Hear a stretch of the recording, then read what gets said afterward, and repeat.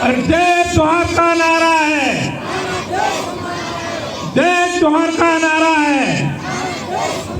एक तीर एक कमान, एक तीर एक कमान। भाइयों और बहनों, आज हम विश्व आदिवासी दिवस मना रहे हैं और ये 9 अगस्त का दिन है। वो यूएन ने विश्व आदिवासी दिवस मनाने के लिए आदिवासियों को दिया है।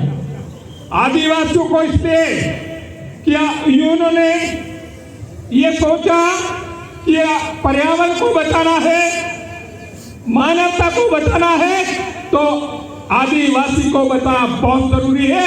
उसके लिए आदिवासी दिवस मनाया गया।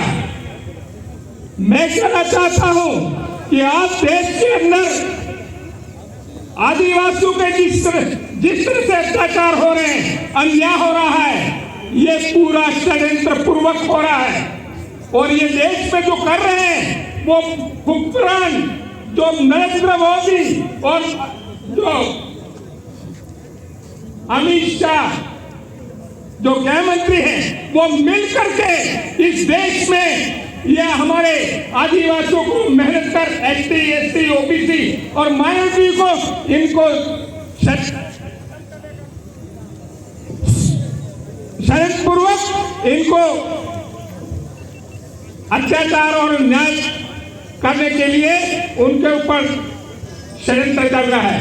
और हमने देखा पूरे देश के अंदर मणिपुर की जो घटना को लेके हमारी बहनों के ऊपर जो नंगे करके घुमाया गया, जुलूस निकाला गया और वो ऐसी जगह हाथ लगा रहे थे। बड़ी शर्मनाक बात है, बात करते हुए हमको रोना आता है। लेकिन देश के हुक्मरान आज तक एक शब्द नहीं बोला और 3 महीने हो गए।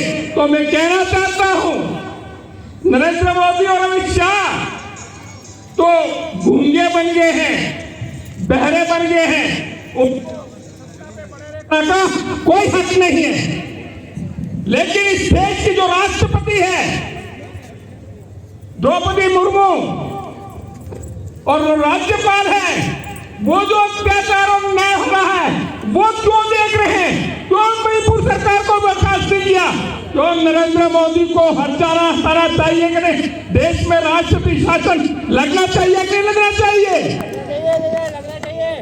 साथियों, अब इनको देखने का 1 घंटे का भी इंतजार नहीं होना चाहिए। लेकिन ये देश की राजनीति कर रहे हैं और षड्यंत्रपूर्वक हमारे ऊपर अत्याचार किया जा रहा है। तो मैं साथियों कहना चाहता हूं कि पूरे देश के अंदर चाहे कांग्रेस हो चाहे बीजेपी हो, आपने देखा होगा विश्व आदिवासी दिवस जब हम शुरुआत में मनाते थे तो लोग विरोध करते थे और क्या कहते थे बीजेपी वाले कि विश्व वनवासी दिवस, यानी कि आदिवासी का नाम पसंद लेना नहीं चाहते थे और जोहार का विरोध करते थे। आज आदिवासी परिवार की बदौलत पूरे देश के अंदर जोहार जोहार जोहार हो गया और जो विरोध करते थे वो भी जोहार का नाम लेना शुरू कर दिया। ये हमारी बहुत बड़ी उपलब्धि है। और आज देख रहे हैं हम सारी पार्टियों के लोग तो बोल ही रहे हैं, लेकिन आज विश्व आदिवासी दिवस के दिन कांग्रेस पार्टी राजनीति कर रही है। हमारे आदिवासियों का जो दिवस था उसको भी वो मानकर पे आकर के षड्यंत्र किए चाहते हैं कि आदिवासियों का विश्व दिवस है उसको हम अडॉप्ट कर ले। लेकिन उनकी ये जो मंशा है वो कामयाब नहीं होने वाली है। और आज हमने देखा कि उनकी जो गाड़ियां जा रही थी उसमें भी भील प्रदेश का झंडा लगा हुआ था, जय जोहार का झंडा लगा हुआ था। तो उनको भी अब तो शर्म आनी चाहिए, तुम आप तो भील प्रदेश की घोषणा करो। इसलिए मैं कहना चाहता हूं कि आप ये समय आ गया है पूरे देश के आदिवासियों का, पूरे देश के आदिवासी कोई पार्टी नहीं होती है। पूरे देश के आदिवासियों को ऊपर जो अत्याचार हो रहे हैं, अन्याय हो रहा है, उसके खिलाफ हमको एक आवाज के साथ पे खड़ा होना पड़ेगा। और जहां कभी हमारे ऊपर अत्याचार हुआ वह हमको ताकत दिखानी पड़ेगी।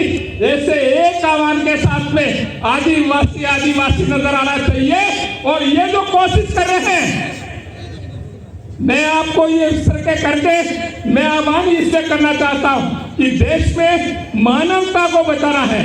जब मानवता को बचाना है तो इस देश का मूल मालिक है कौन है? आदिवासी है।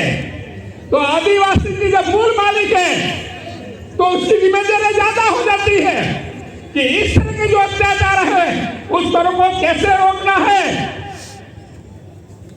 इसलिए अभी जो पार्टियां हैं, अभी जो व्यवस्था है, अभी जो संविधान है, उसको तहस नहस करना चाहते हैं।